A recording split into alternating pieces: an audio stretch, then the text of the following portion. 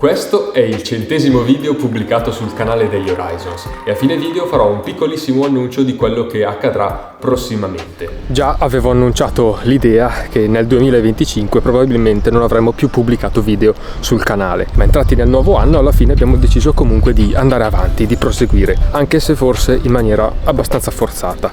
Qualcosa effettivamente sta cambiando, anche se però è successo in maniera abbastanza spontanea. Dal mio punto di vista gli Horizons hanno un valore inestimabile, sono a tutti gli effetti un vero e proprio progetto di vita che diverse volte mi ha salvato da vari momenti di blackout e in realtà continuerà a farlo. Torniamo indietro di qualche anno. Come sono nati gli Horizons? Gli Horizon sono stati fin da subito una sorta di via di fuga, una scappatoia per sfuggire a una condizione mentale piuttosto pungente.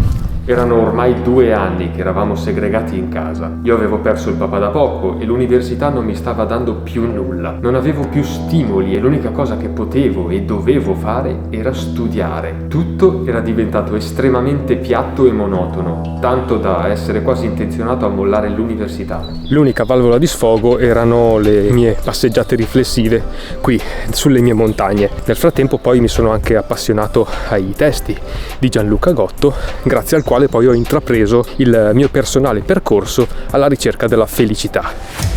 Ed ecco che scatta qualcosa. Un'idea, un blog, che subito si trasforma in un vlog dopo aver coinvolto Fabio e Simone appena dopo. Ed eccoci qui dopo 3 anni e mezzo con il canale ancora attivo.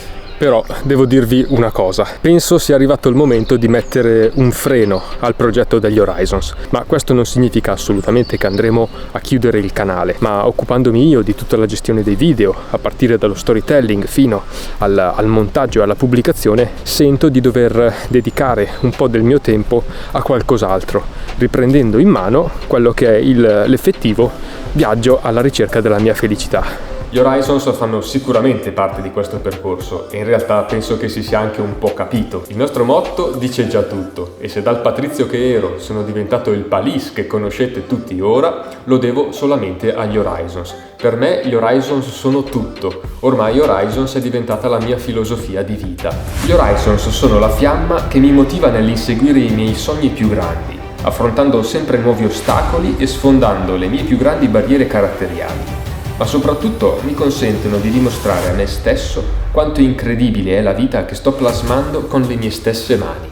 Sento proprio di aver bisogno di uno spazio dove raccontare questo nuovo percorso, che probabilmente sul canale degli Horizons andrebbe a disperdersi un po'. Quindi il canale degli Horizons sicuramente assumerà una piega leggermente diversa. I video chiaramente diminuiranno, ma è proprio un momento della mia vita in cui sento il bisogno di dover rallentare per capire dove sto andando, ma soprattutto in che direzione voglio andare. E questo sarà un processo a cui potrete tutti assistere, perché sto per aprire un nuovo canale che sarà il mio personale e che diventerà quindi una sorta di spin-off di questo grandissimo viaggio degli Horizons. Quindi il canale degli Horizons sicuramente non chiuderà, ma anzi ci rivedremo subito dopo l'estate con la mia avventura lungo il Cammino di Santiago, che sembra anche un po' cadere a fagiolo perché mi permetterà quindi di andare a chiarire ancora meglio le idee. E i 2 canali quindi proseguiranno praticamente in parallelo e sicuramente potranno anche intrecciarsi un po'. Beh, giusto per non lasciarvi in sospeso fino al 2026, voglio lasciarvi una piccolissima anticipazione di quello che sarà